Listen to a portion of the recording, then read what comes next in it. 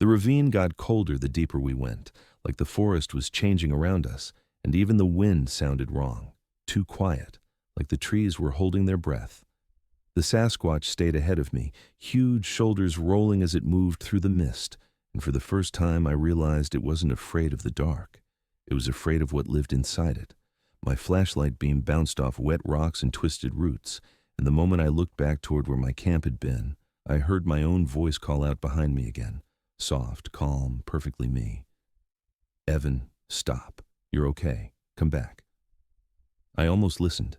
That's what terrified me the most.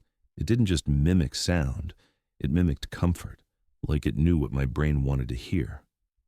The Sasquatch suddenly stopped beside a slab of stone covered in moss and claw marks, then shoved it hard, revealing a narrow crack in the earth, a hidden crevice just wide enough for a person to squeeze into. It looked like a place animals wouldn't go, a place something had created on purpose. The Sasquatch turned and fixed me with dark eyes, not angry, urgent. Then it made that low, rumbling sound again. Only this time, it wasn't a threat. It was a warning with meaning. "Hide." I dropped to my knees and crawled into the crack, scraping my shoulders raw as the rock pressed tight against my ribs.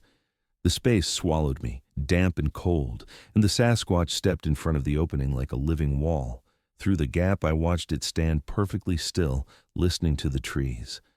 Then the forest behind it whispered my name in a dozen directions at once.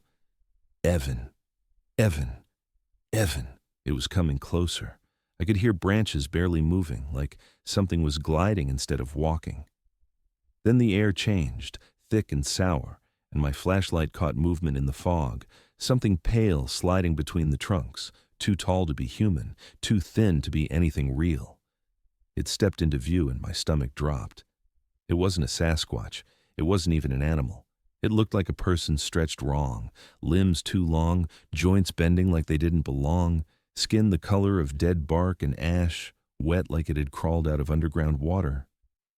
Its face was almost blank, except for a mouth that split too wide, like it had learned to smile by watching people do it. And its eyes weren't eyes, just dark pits reflecting my flashlight like empty holes in the world,